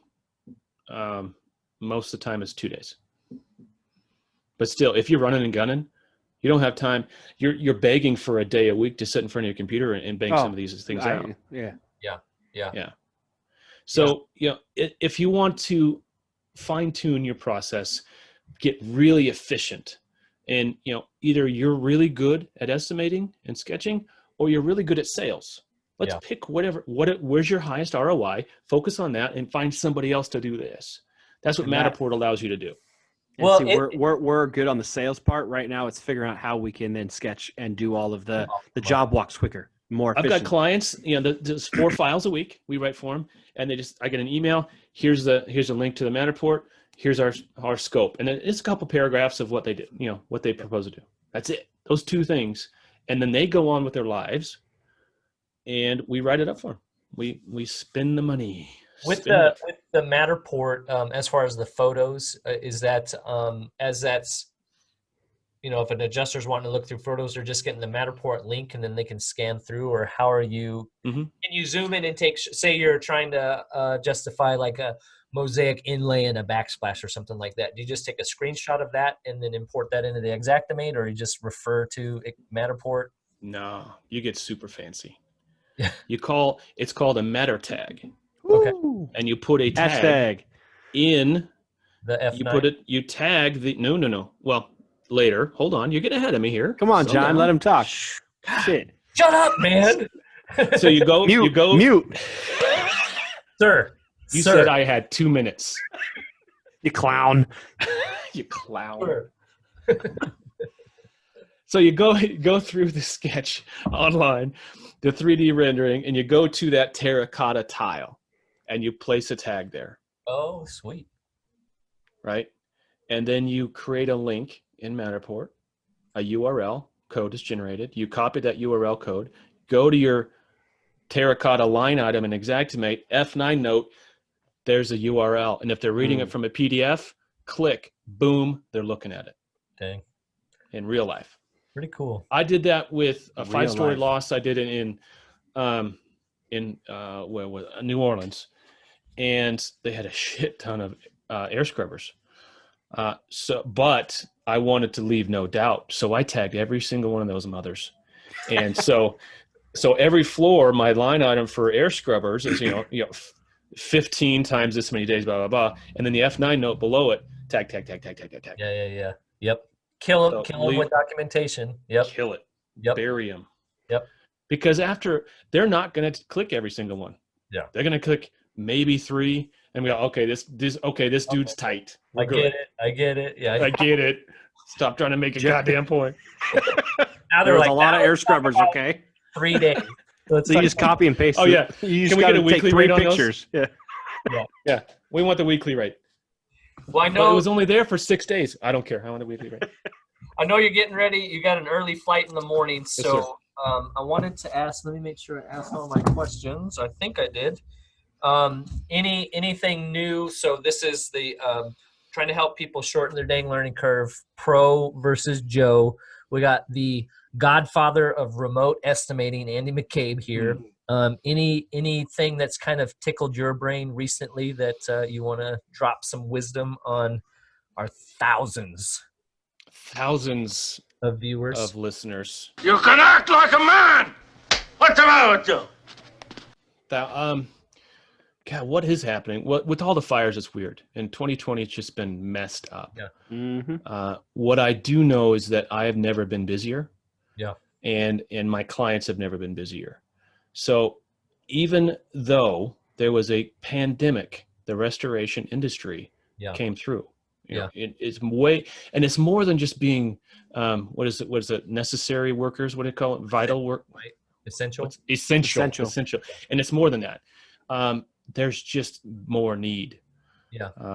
So I guess if I was going to say something to all 10 of the listeners out there, it's 9. I would say keep going. This is the right industry if you have if you're right in here, the right heart for it. Yeah. Things are going to be tough, but things are changing. We are together as an industry now more than we ever have been, and there's more resources. I get a call once a week from people that have looked at my YouTube channels. Oh man, thanks for all that content. Yeah. There's more content out there now than there was when I started. Yep. So use the resources, ask really good questions, but don't give up, because this is, whether we want to admit it or not, there's some good money to be made in restoration if you do it right. Yeah. Yep. That's the truth. Yep. How about you, Brian? Anything kind of got your brain kind of worrying lately that you want to drop on everybody? Well, Matterport, I think, is something I mean, it's how can we improve our efficiency? Yeah. And I mean, on Tuesday we have 6 job walks. Okay. So how do we make the most out of that? Okay. Well, we can sketch, but if we spend the same amount of time sketching versus doing a Matterport, how does that improve our efficiency? Right. Writing the narrative, right? As we say. Yeah. So nothing tells a story like a Matterport. Yeah. And you can find somebody in your market. There's Matterport, remember, started in real estate. So there's a ton of real estate photographers with these machines. Their scan is no better than my scan. It's just a scan. So find somebody in your market who's willing to work for dirt cheap and go get those scans done. Yeah. So would you recommend those people being the initial contact with the homeowner when they go out? No. Never co-opt your sales. You want to be the person.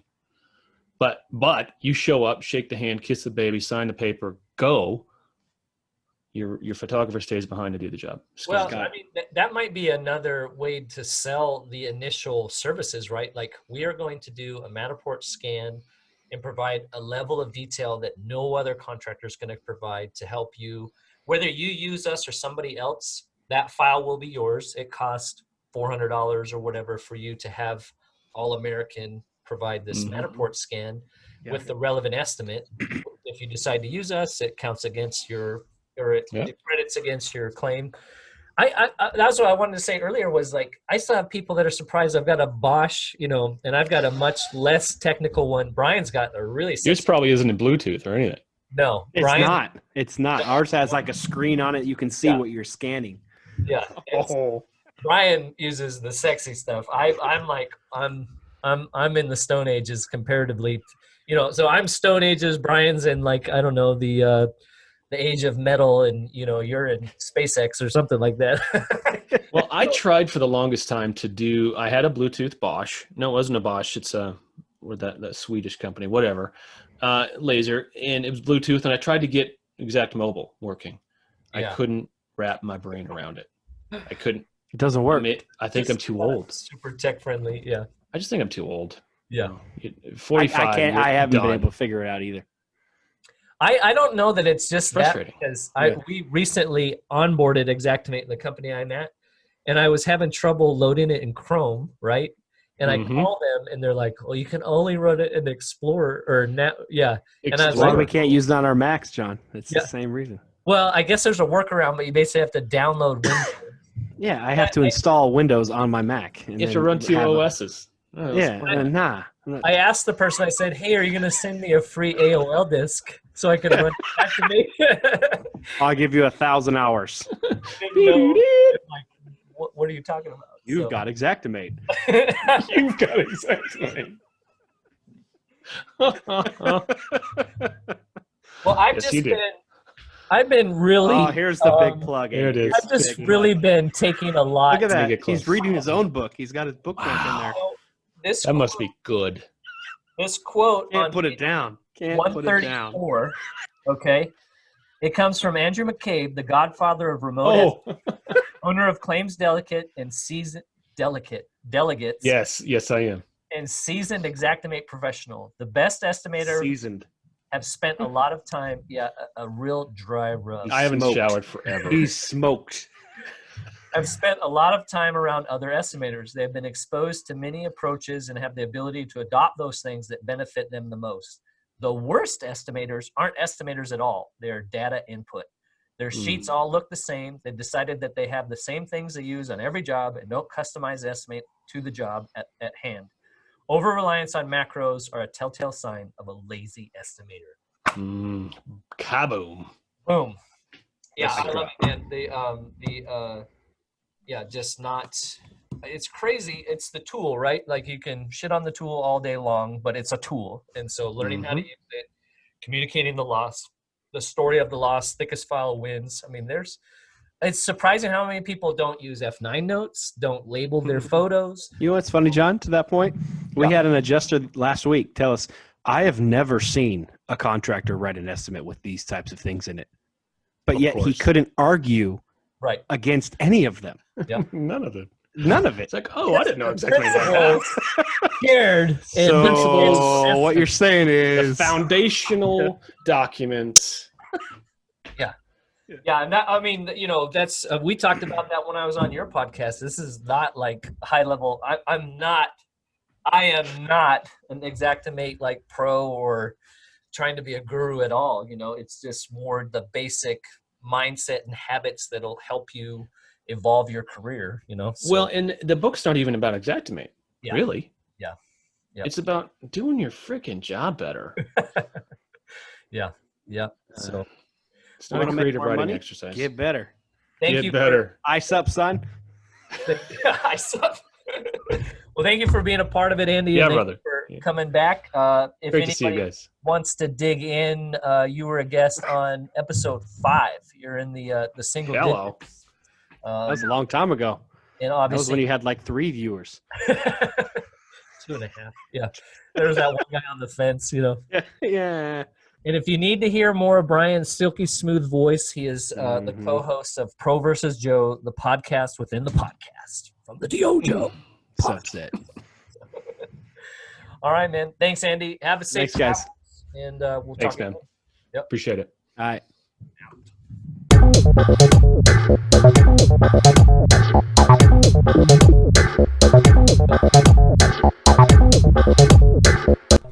Well, one thing you can say about the DYOJO podcast, we've got the Joe Rogan stamina, but maybe he might still have us on the subscribers, listeners, dedicated audience. I think we got dedicated audience, just maybe not the quantity. We're more about quality over here than quantity, so you know that's we're gonna keep on keeping on. We're gonna keep on keeping on. We're gonna keep moving forward and see what's gonna happen. See if we can make this huge. So thank you for listening. There's so much in there. Again, the idea, the DYOJO podcast is the infotainment podcast for the skilled trades. We want to inform you while we entertain you. We want to help you shorten your dang learning curve. So we try to bring guests on that are intelligent, have some piece of the pie, the puzzle that can help you maybe. And as we discuss in this episode, as in others, we're not trying to mask our mistakes, but rather help people learn from them. So, because the majority of people that are out there making it happen, it's not because they've never made mistakes. They've just been able to live through them, right? And so, like the example we talk about skateboarding, it's awesome to be a part of a community where people will have some grace as you're learning. And it is great. There was some call-outs in some of like Restoration Rebels, Norp, those kinds of things. And there's well-intentioned people, and sometimes you think maybe somebody's kind of getting on you, but the other thing is you learn from it, right? You either learn from people's example of how to do it or how not to do it, and so that is a great thing. So again, thank you for Andy to take the time. He was getting ready to jump on a plane to go do some large loss work and stayed up late with us on the West Coast. So the DYOJO podcast, thedyojo.com/listen. We've kind of consolidated everything. Good friends of ours advise us to consolidate things, so that's the plan we're working on. Trying it out, working it out, see what happens. So thedyojo.com/listen. We have reached over 100 subscribers on YouTube. That was our first goal. So we got youtube.com/thedyojo. Boom, you got it. So check us out, thedyojo.com. If you want to reach out about you can see our episode list. You can get on the mailing list. You can see what we're involved with. Like I said, the second book is coming out. If you still haven't read or bulk ordered for your training group or your estimators, had another high level figure reach out about getting some bulk orders. They want to get the book for their whole team, so that's awesome. And Eric and Larry brought that up on the Blue Collar Nation podcast, that if they were back in action, that would be required reading for their estimators. Randy Crawley, he mentioned it should be right on the shelf next to the standards. That's high praise. So just really, really appreciate all the positive feedback and everybody's support. Again, our goal is to help you, help us, help you. Subscribe, listen, share with your friends on the social medias. But yeah, thank you so much for listening, and we will see you next time.